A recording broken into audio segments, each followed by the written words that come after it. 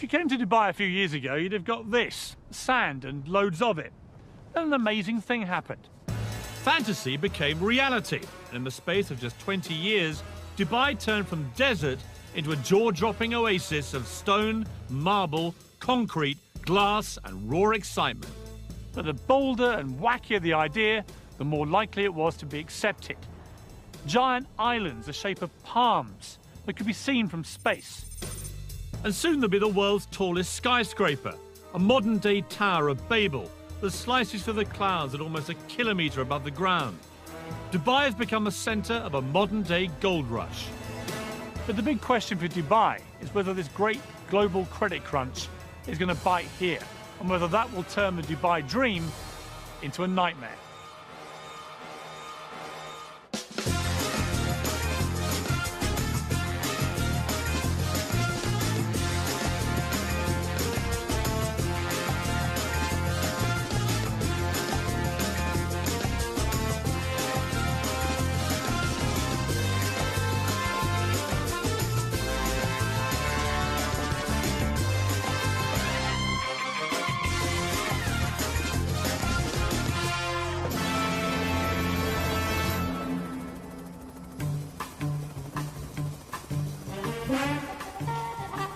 Dubai is one of the 7 states that make up the United Arab Emirates, under the rule of Sheikh Mohammed bin Rashid Al Maktoum.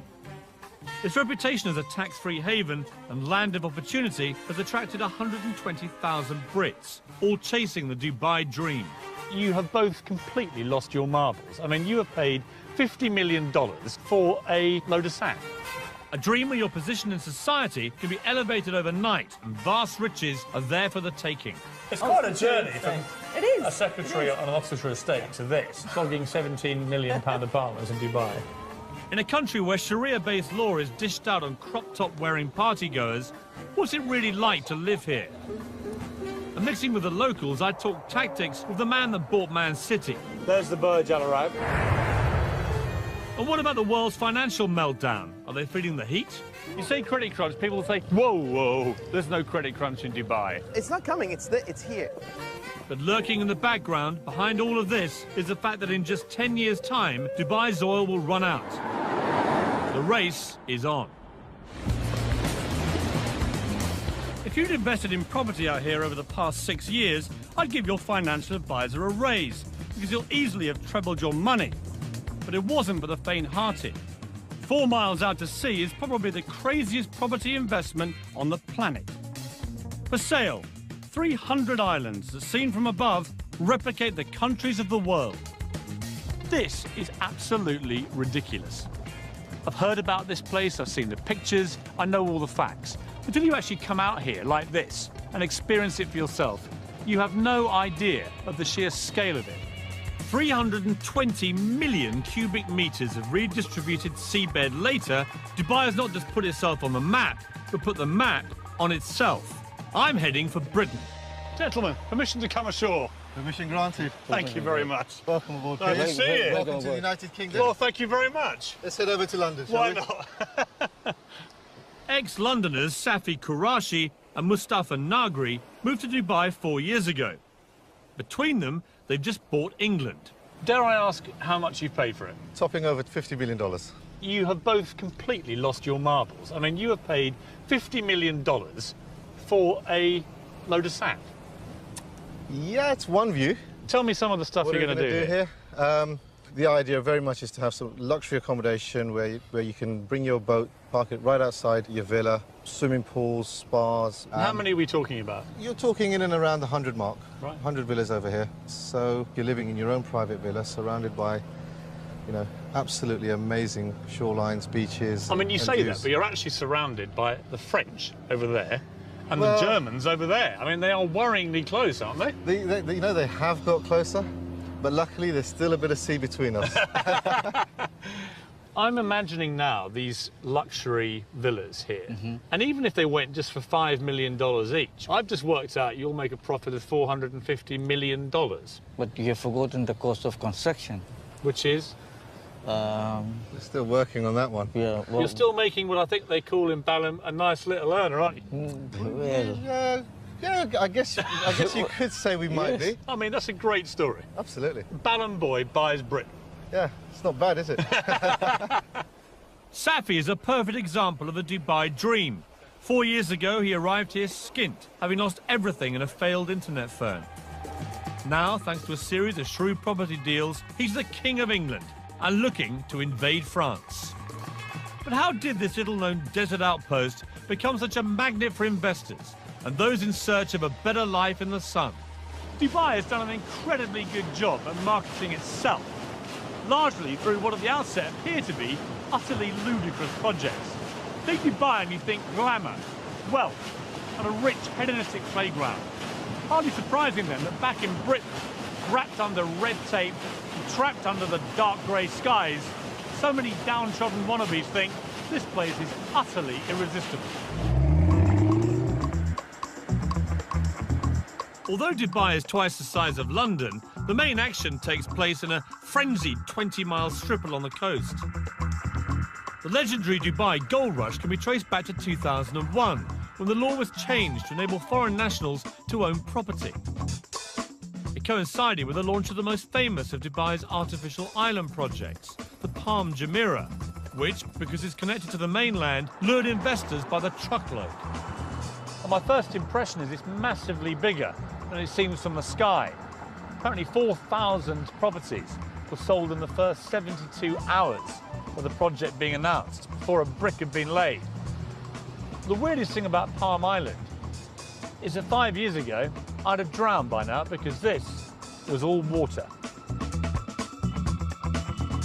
Nothing quite prepares you for the sheer scale of their ideas.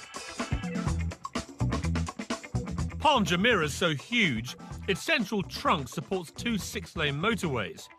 At the tip, 3 miles out, sits Dubai's latest 5-star hotel, the Atlantis, complete with an underwater lost city in a fish tank. The Beckhams acquired a place here, and Ashley Cole and Michael Owen followed suit, creating a Middle Eastern wag-su-mare. It may look like Brookside on the beach, but having a palm address is the ultimate status symbol. And living the dream on Frond D is Neil Petch. Neil came out here 14 years ago and now publishes the Dubai version of GQ magazine. Judging by his cars, a Bentley, a vintage Jaguar and a Ferrari, life is good. Okay, here we go, ladies. Throw in a Russian model wife and her glamorous friends, and I'd say Palm living is very good. How much have these properties been going up by in value? Well, about 4 villas on either side of me. No one lives there.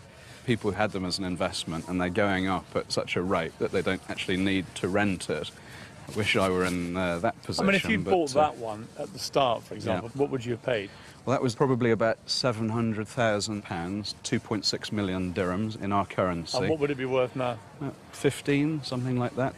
So around 6 times what you paid for it. Exactly. So it's been an amazing investment for people. Yeah, it makes you question your own job when you're earning a lot less than your house is doing by sitting there. And is there, like, in any development like this, is there a bit of, you know, keeping up with the Joneses? Absolutely. I mean, I've had to upgrade my barbecue several times. Dubai has learnt a very British lesson. We do like to be beside the seaside. Waterfront property commands a premium, and building out into the sea will add 300 miles to their coastline. But when we struggle to build something as simple as the Millennium Bridge, how do you create an entire city in just 20 years? I have some days when I say, you know, this is crazy. I want to go to New Zealand. I want to live in a farm, you know. And when you built it, how do you make sure the rich come flocking? This is ridiculous. I mean, how many towels are there? Why would you need 100 towels? And at the world's only 7-star hotel, I sampled the Dubai dream for myself. There are times when we build things so astounding that they become testaments to human ingenuity. The pyramids of Egypt, the Great Wall of China, and now, Dubai? Extravagance and Dubai go hand in hand, but this really does take the gold-plated biscuit. It's rumoured this 7-star hotel costs so much to build and run that it will never make a profit. But that's not the point. The Burj Al Arab is Dubai's Eiffel Tower, part of ruler Sheikh Mohammed's vision to put this place on the global map.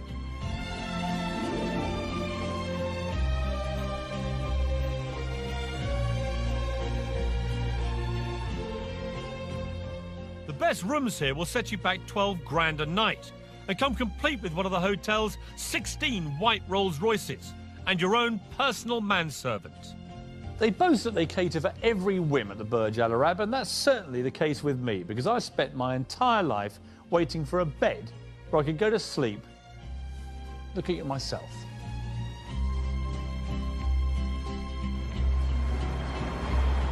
I'm here to meet builder Eddie Mitchell, who I last met at the height of the UK's property boom in Sandbanks, Dorset. Eddie was creating futuristic properties inspired by this hotel. He's been coming here on business for 5 years and is now a gold star guest, affording him extra special treatment. Watching you coming in, it was like watching a visit by the Queen. You know, there's like a cast of thousands offering you tea and dates and hand lotions. It's the same every time. My butler that I've had for 6 years, he meets us every time we come here. Whatever time of day, he's at the door. It's like coming home. So, Eddie, last time we met was in Sandbanks, Yeah. where the funny thing was there is that you produced properties like this, which are, you know, by any normal standard in Britain, completely barking mad, futuristic, emporiums of glass and concrete and everything else. Out here, you're known as Mr. Boring, because, I mean, that is not even first base, is it? Not really, no, Piers. I mean, you must love it here. It's like a permanent building site. Yes, but probably the biggest building site in the world, and after 30 years of building, I just love it. You're like a pig in a sty, aren't you, Eddie? Yeah, definitely. For those who bought at the start in the Palm or the World or the Burj Dubai, how much money are people making? I'm sure people are making many millions. I mean, I heard of one Chelsea footballer who had a place on the Palm that he's never actually lived in. He paid £400,000 for it, and he's just sold it for £3.5 million. Yeah, that's what he would have paid 6 years ago. And he would now make £3.5 million? Yeah, definitely. Without setting foot in the place? Yeah. How have I missed out on this again? We should have came here 6 years ago. No, but you always seem to pop up in these places at the right time. I went to Sandbanks right at the peak. I've come to Dubai right at the peak. What I need to do with you, Eddie, is stick with you in the down times. Well, you can come on site and be a builder if you want, Piers. The great thing about Dubai is there's always a stunning new location to practice your golf.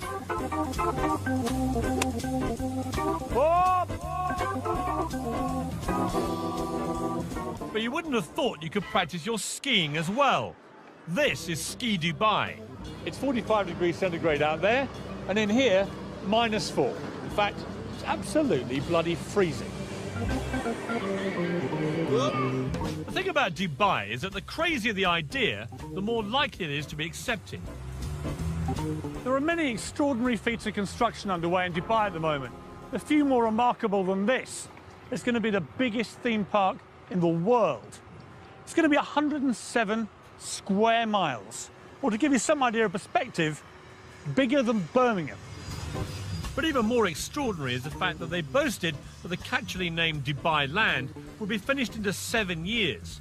Achieve that in the current economic climate, and I'll eat my sunglasses. This is a model of what the theme park will look like, and quite frankly, it's one of the most breathtaking things I've seen in my entire life. There are going to be life-size replicas of the Taj Mahal, the Eiffel Tower, the Egyptian pyramids, even Big Ben and the Houses of Parliament. There's a Las Vegas-style strip, only it's 4 times as big as Vegas. There's only one word for this: bonkers. But in Dubai, biggest is best. This humongous fish tank is built inside the world's biggest shopping centre, next to, yes, you're way ahead of me, the world's biggest building. I've been to lots of tall places in my life. The Empire State Building, Eiffel Tower. I worked at Canary Wharf for 10 years. But I've never, ever seen anything quite like this. The Burj Dubai is already 720 metres tall, making it the highest building in the world. But the really scary thing is it's still growing. Probably the most unnecessary sign of all time. Please don't lean on the doors. The sheer bravado of this structure beggars belief. They're even adding a new story every 3 days. It's another part of Sheikh Mohammed's plan to make sure Dubai stands out. The final height is still top secret, but the ambition is to be almost double the height of the next tallest building on Earth. The Earth's vanishing. I've never been this high in my life anyway. Mr. Ali Alabar, the fifth most powerful man in Dubai, is chairman of Emaar, the government-backed construction company building the tower. So we're right in the middle here on floor 160. We're 611 meters up. Yeah. There's still, as I can see, I mean, there are 20, 30 floors more already under construction. Yeah. Does it wobble, this? I mean, does it move around? No, it doesn't move much. Do you know how far? I think if it moves maximum, probably move this much. Who's going to be here? I mean, who will be on these floors? I think indeed these are office floors. People have bought private apartments here too, right? Correct. Yes. What was the most expensive one, do you know? A whole floor could probably cost you about $45 million, a whole floor. Oh, bargain. Yeah, it's a bargain compared to London prices, of course. You know Sheikh Mohammed better than many people. How would you describe him? I've been with him 15 years, and there are times when his energy is so unbelievable. This building here, the first time we've designed it was 90-story, and the meeting was 1 minute. And His Highness said, no. I said, okay. So I did, I think, about 120. He said, no. So I just brought a chart of all the tall buildings in the world, and I put in this building. And he said, okay, how much taller than the tallest? I said, well, we're about 40% taller. He said, good, you go.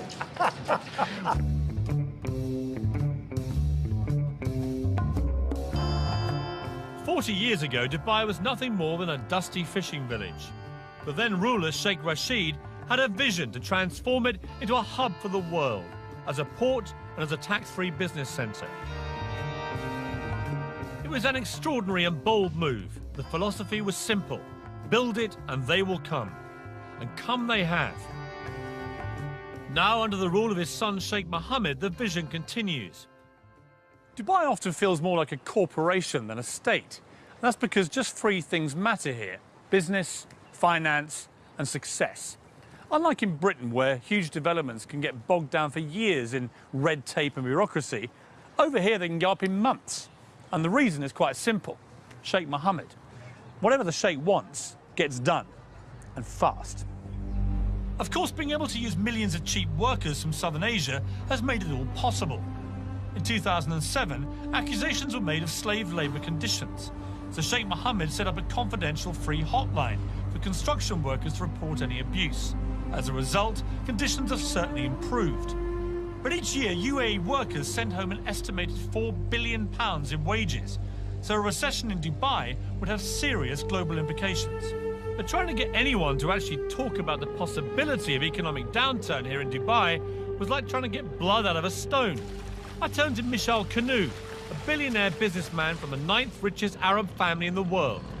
Are you totally sold into this vision, or are there going to be problems, do you think? Well, now there's going to be a lot of economic upheaval globally, and it's going to come and affect us. See, no one mentions that here. I know. You say credit crunch, people will say, whoa, whoa, there's no credit crunch in Dubai. In the Arabic culture, to say something, if you say it out loud, there's a perception that it'll happen. So we don't even call cancer cancer, we call it the disease that can't be mentioned. It's the same mentality. Is there a credit crunch coming in Dubai? It's not coming, it's here. It already exists. Now, for people to come and say, you know, this is the end and death of this area, it's not going to be the death of this area. What's going to be is a natural timeout, if you want, allow things to come back to its normal position and then move forward. Dubai, I think, is a good place to be if you're looking at 15, 20 years down the road. Because if you're looking at 2 years down the road, God knows what's going to happen in the next 2 years in terms of global finance. During the boom times, Dubai was the hottest property market in the world.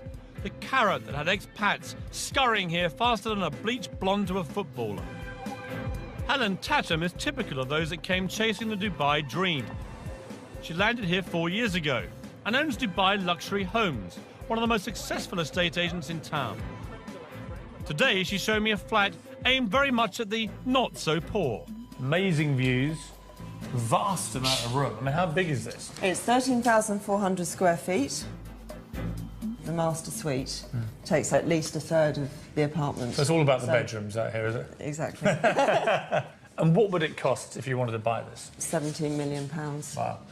Who would buy a place like this? I mean, who's living in this block? Yeah, I mean, discretion is the word, but, I mean, we've got sporting personalities, we've got presidents of countries. 15 times the size of the average house in the UK. Who said size doesn't matter? I mean, it's just humongous. Yeah. This is not even... apartment is too loose a word. Well, I mean, this is... hello! I mean, it echoes. I mean, it's unbelievable. I mean, look at it. It's not a kitchen, it's a restaurant. That's the children's bedroom. Of course it is. How silly of me. Here's the bathroom. This is the bathroom. I mean, this they is... take a lot of care over the bathroom. This is ridiculous. I mean, how many towels are there? There must be 100 towels in here. Why would you need 100 towels? I mean, it is just opulence on an almost regal scale, isn't it? It is. It's a staggering apartment. Perfect for your average multi-millionaire. This great view. Amazing view. But maybe not so good for a billionaire. Which is why the next phase will have its own heliport on the roof. That is going to be just going for a higher level altogether. That's going for your billionaires rather than just the millionaires. And it's going to have its own helipad, and you know, they're working on their own immigration so that you can just jet in and... Well, literally, so some Russian oligarch just Exactly. lands on the roof, and out come immigration That's officials. Right. Yeah, incredible. got them. What's a nice girl like you doing, flogging £17 million apartments in Dubai? I don't know, it just happened 4 years ago. Set up my own real estate company, and What were you doing back in Britain? I worked on the country estate in Oxfordshire. Doing what? Doing what? As the estate secretary. You're a secretary. Estate secretary. Estate secretary. Sorry, I don't want to diminish your role, but I mean, it's quite a journey from It is. a secretary It is. on an Oxfordshire estate to this. Yeah. And you're now would say. glimmering in diamonds and Rolexes and Well. stuff. So life's been good for you, right, Helen? It has. Thank you. And that's not the half of it. Helen now has her own polo team with 8 Argentinian ponies and a full-time professional trainer. It certainly beats typing. Friday is polo day here at Arabian Ranches. It's a bit of a fixture of the expat community. A chance to revel in the good life whilst catching a chukker and slithering up the social ladder. Becky from Bingley, West Yorkshire. Yeah. And here you are at polo. Yeah, I'm at the polo. Bingley girls are not really used to doing this sort of thing, are you? Let's be honest. No. I came over here and I launched a magazine for another company, and I've just launched this magazine, and I'm 28 years old and I would not get that in the UK. You've done badly for a girl from Bingley, have you? It's all right. I'm quite happy.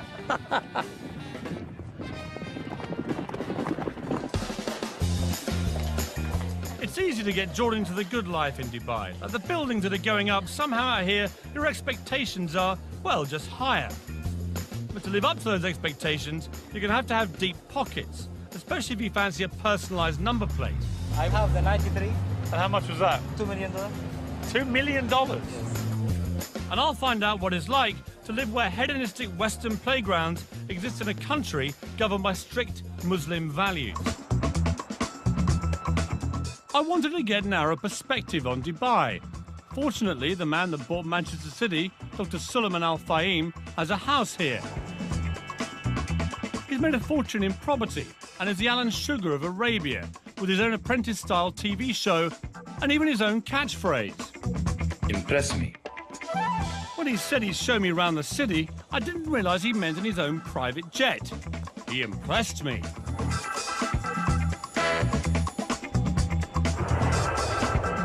It's incredible to think about. Only 30 years ago, most of that would have been desert, right? 20 years ago, this part of Dubai was desert. There's the Burj Al Arab. It's become the symbol of Dubai.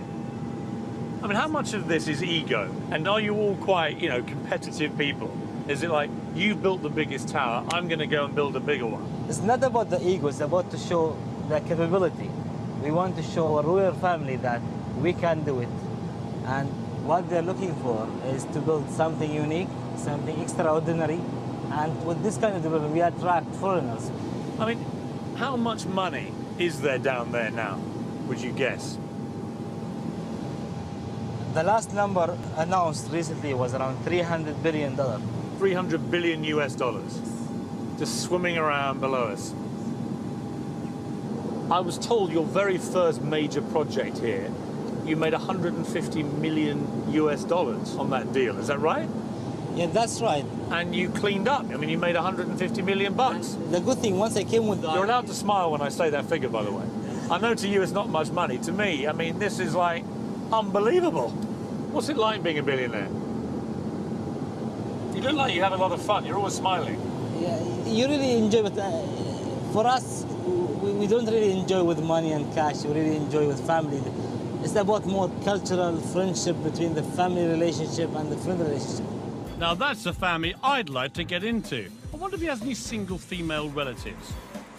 So we've seen the city from the air. Now it was time to see it at ground level, in the world's only Versace Lamborghini Murcielago. Dr. Suleiman paid $600,000 more than the standard car for this designer model to ensure he cuts a dash on Dubai's highways. The big thing in Dubai is about number plates, isn't it? Yeah, number plates are very important. Your one is 737. Is that a valuable one? Yes. But the 2 digits is more important. I have the 93. 93? I bought because that's the year of graduation of my wife. And how much was that? Today it's worth $2 million. $2 million? Yes. For 93? Somebody would pay you $2 million for that? Amazing. Thank goodness his wife didn't graduate in '83. Even he might have struggled to pay for that one. With such mind-boggling spending power on tap, it'll come as no surprise that all pockets are catered for. Shopping here at one of Dubai's super malls is a bit like being back at home, to be honest. Harvey Nicks behind me, a Lacoste over there, Starbucks, Zara. The only difference here is you've always got to look out for that unexpected visit by the billionaire Arab sheikh. So, how about a mobile phone? What do they cost? It will be 110. £110? Yes, £1,000. £110,000, I see. And this one? This is £100,000. Oh, okay, so that's a bit more of a bargain. Yes. So do you actually sell these phones? A few weeks ago, the one sheikh chose 4 telephones. So an Arab sheikh came past your shop and bought 4 of these? Yes. For £500,000? Yes. Blimey, what on earth do you do when you want an upgrade? It's all so easy to get sucked into the affluent lifestyle in Dubai. The place just drips success. Most expats here enjoy a quality of life they could only have dreamt about back in Britain. Vast villas, sprawling staircases, giant swimming pools and personal maids. They spend their days enjoying the leisure at 5-star hotels like this, and their nights at parties covered by the society pages of Hello magazine. Small wonder then that so many start to feel, well, a little bit grand. After all, back in Britain, they were minnows. Here in Dubai, everyone's a whale. Tonight's the Hot 100 party, an annual event where the local version of Hello magazine draws up a chart of all the movers and shakers in town. In the main, it's the likes of spa managers and boutique owners that make it, but it's taken very seriously. If you're in, you're in. And if you're out, you may as well be in Goodbye magazine. You've made it. You haven't. Well, actually, I may have. I've just been speaking to the editor. There's this whole sort of strata zone that you get into when you get into the Hot 100. I mean, it's quite cool to be considered, like, hot. And apparently none hotter than yours truly. Well, the hottest thing that I found at the Ahlan Hot 100 party is Mr. Piers Morgan. Welcome. Hello. Expat life here revolves around the 50 or so 5-star hotels. That's because once inside, you never need know you're in a country where alcohol is frowned on, it's illegal to kiss in public, or be gay, or share a flat with your girlfriend. Dubai knows it needs Westerners to succeed, and so deliberately turns a blind eye to goings-on, providing they go on the private property of the hotels, a kind of expat bubble where life is good and intoxicating. The Barashti Bar is a regular expat haunt. It's not far from where a couple of Brits were recently arrested for having sex on the beach, although I believe that might be illegal back home as well. Enjoying themselves in a slightly more legal way is 46-year-old mother of two from Birmingham, Karen Brady. Dressed to kill tonight, Karen. Always, always. Is this your nightly This is garb? generally, yes. Generally. Less is more. Less is more. Less is definitely more. And what's it like? I mean, the nightlife here. Every single night you can party without fail. Come out here, party. It's like non-stop. And you get drunk? Frequently. And are you making loads of money here? Absolutely loads, millions. No, So you here, came loads for of the friends. money and the parties? Absolutely, yeah. In what Absolutely. order? Well, first money, then the party. And what's the man scene like here? I'm not looking for a man. I'm just here enjoying myself. I've been married all my life, and I'm not doing that anymore. But you go on dates here and stuff? Sometimes, yeah, I do, yeah. I like to have dinner with intellectual men, but I generally don't fancy them. Right. Well, we should go for dinner then.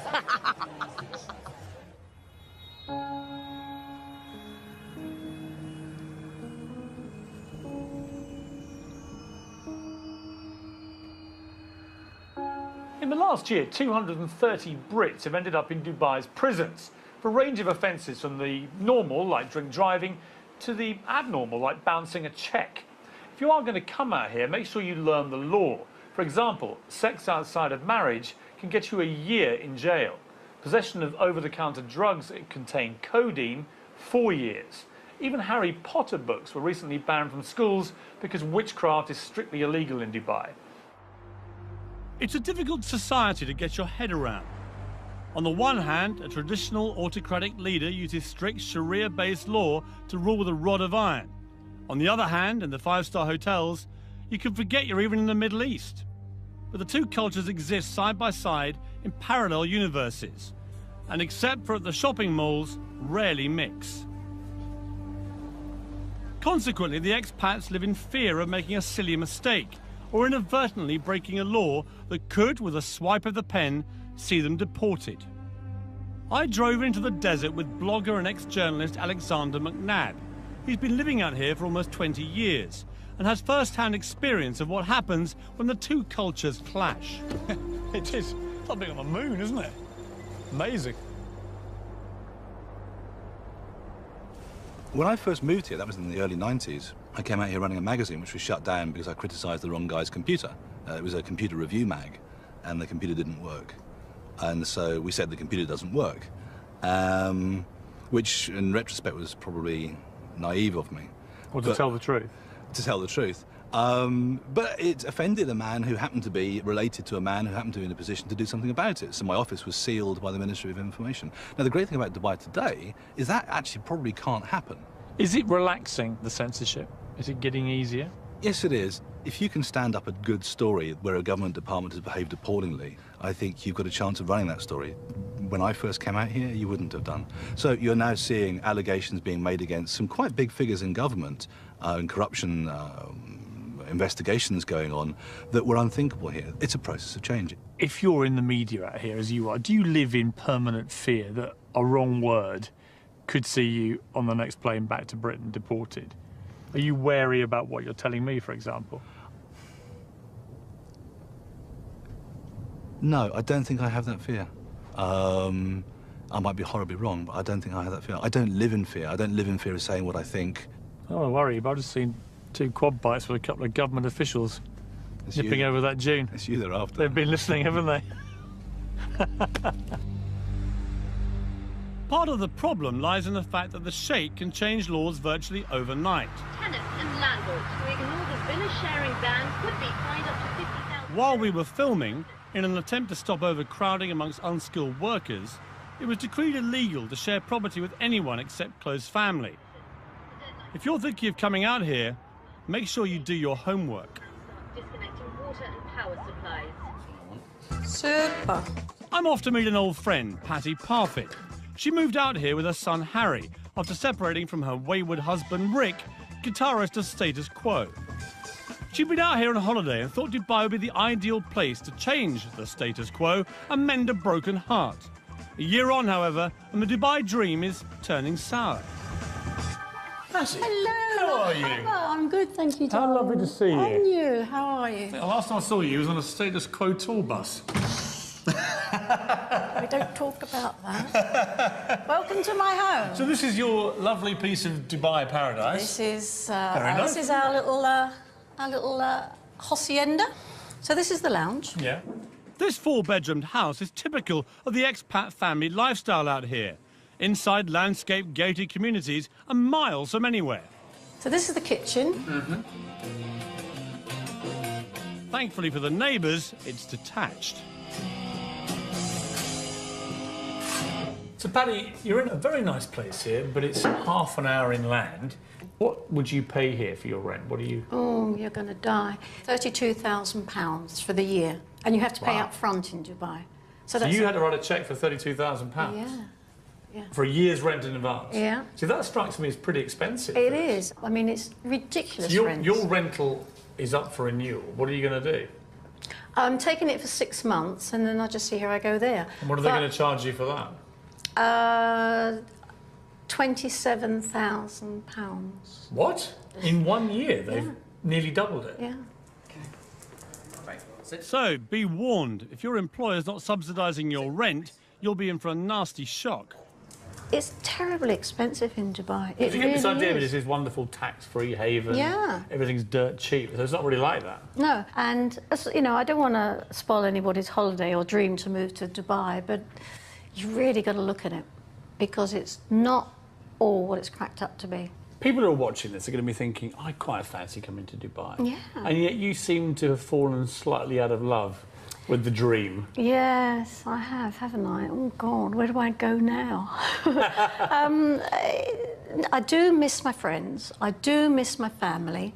And it is difficult to meet people over here because everybody's basically, it's family. And when I go out, I am a threat. I bet you are.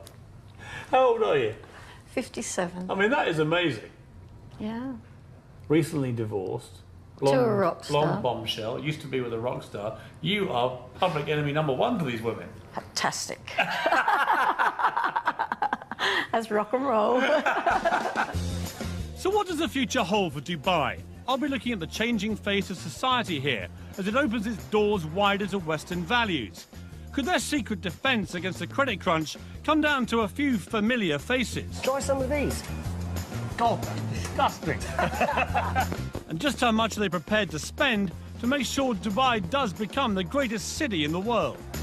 Eyelid will be getting millions. Multi-millions. Multi-millions. In the UK, we've taken thousands of years to develop our laws and customs, whereas Dubai has had just a couple of decades to try and find common ground so the 205 nationalities can happily coexist. Consider this, just 1.3 million people live here. Of those, 200,000 are Western expats, 900,000 are Asians, mainly workers. And that leaves just 200,000 local Emiratis. To put that in perspective, imagine living in Britain, where 5 out of 6 people were foreigners. And when you think of it like that, you kind of begin to work out that Dubai is actually quite a tolerant place.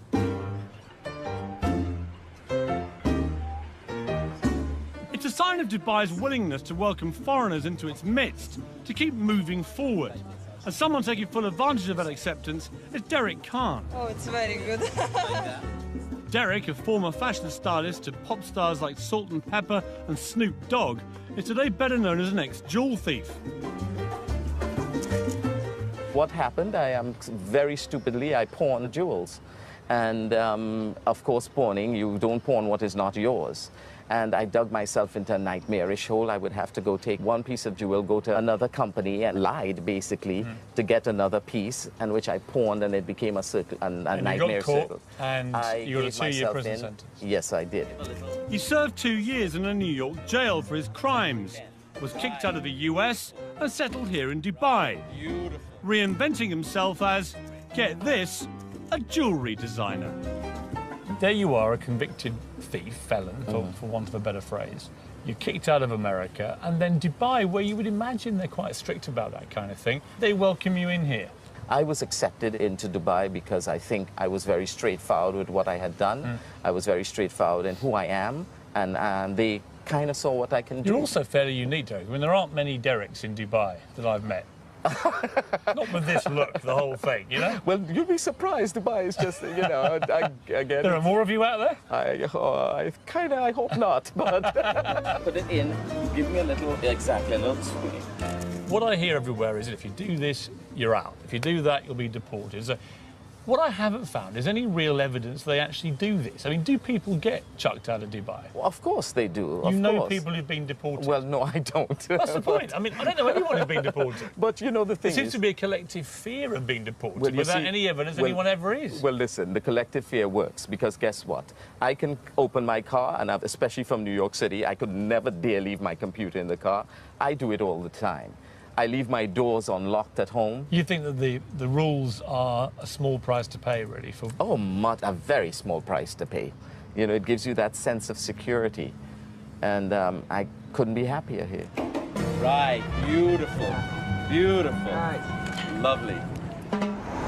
If Dubai is going to succeed, now more than ever it needs people. It has to be seen as the in place, somewhere you can't afford not to be. So when Dubai can't build it, Dubai buys it, spending millions on celebrity names and, crucially, brands. Gary Rose is the latest big name lured into town. He'll be in good company. Gordon Ramsay and Marco Pierre White are already here and raking it in. Gary, how are you? Hi, very good, thank you. Nice to very, see you. Very good. You too. You came just at the right time. Try some of these. That is a little salmon fish cake with a lemon hollandaise. God, that's disgusting. I don't even laugh. I mean, it's actually delicious, but just to see what your face is like, it's delicious. Tell me, Gary, you've flown all the way to Dubai, yeah, and you've flown all the food out here as well. Oh, yes. Why don't you just stay in England? Oh, yes. What? Well, it's 36 degrees outside and it's snowing in the UK. Where would you choose? You know, I just thought, no, you know, I want to spread the word about British cooking. But be honest, Gary, would you be out here if there wasn't a whacking great big Arabic check in it? I mean, I know a lot of chefs, right? I must You all actually- like your money. Hang on, where's that contract of mine? Yeah, no, it's not a question of that, is it? I mean, that's always Isn't it, though? Because, I mean, I know a lot of brand names like you. You're such high commodities out here that they will pay whatever it takes to get you. Well, I think, you know, if I start cooking for money rather than cooking for what I really believe in, I'd rather give it up. So there you have it, the definitive answer, with hollandaise sauce. Mark, how are you? Hello, Piers, how are you? And up on the 44th floor, another bought-in brand name. Mark Fuller will be opening a version of London's Embassy Club here next year. No offence to you, Mark, but you and Gary Rhodes are not exactly, you know, the Beckhams. And yet you're getting a lot of money thrown at you to come here. What's in it for them to get you? Someone was saying to me today that it's all very well opening a hotel, but you've got to entice people into it. It's like all over the world. The difference is they're buying in name brands because it's a new country. I mean, is it rude of me to push you on just how many millions they paid you to come here? No, I won't say that. It wasn't millions, but it was quite an acceptable figure. What about Tiger Woods and people like that? When you see their God, names. Tiger Woods, you know, Christina Aguilera's, those sort of people. Kylie's will be getting millions. Multi-millions. Multi-millions. Is that because the people of Dubai, the rulers here, realise that celebrities of that power are a PR magnet for here? I think without a doubt. In the end, this was a piece of desert. This was a piece of sand. They've built a city out of nothing. How do you attract everybody? They want to be number one. They don't want to be number two, number three, number four. They want to be Miami. They want to beat Miami. They want to be New York. They want to beat New York, you know. So the only answer is bring it in. Kylie comes, Beyonce comes. I mean, even Iron Maiden have played here. It is almost surreal here. It's the land of make-believe. It certainly is, more like the land of unbelievable, because as the world is rocked to the core by the credit crunch, Dubai rocked to the sound of Kylie at the world's most expensive party. The Atlantis Hotel was launched with a massive £7 million extravaganza. Looks like an awful lot of that went up in smoke. Let's face it, for the ordinary Brits living here, as long as you toe the line, life's pretty good. For the investor, though, even ultra-affluent Dubai is fragile. It doesn't manufacture anything of value. Oil now accounts for just 6% of its income. And even though uber-wealthy neighbour Abu Dhabi pumped £9 billion into its economy back in October, Dubai remains exposed. 3 big government-backed construction companies are already laying off hundreds of employees. Dubai relies on foreign investors to make it work. And without them, Dubai's dream of becoming the greatest city on earth may have to wait. I came to Dubai to find out if it really is all it's cracked up to be. And the answer, if you like sun and fun, glitz and glamour, is a resounding yes. As for the credit crunch, everyone I've met here says the same thing. Dubai won't just survive, it will thrive. And that's because it's bursting with ambition and drive, all led by one man's extraordinary vision and an utter determination to turn this place into the biggest and most successful city in the world. As for my part, I think I'll borrow the favourite phrase of the British builder. It'll be all right when it's finished.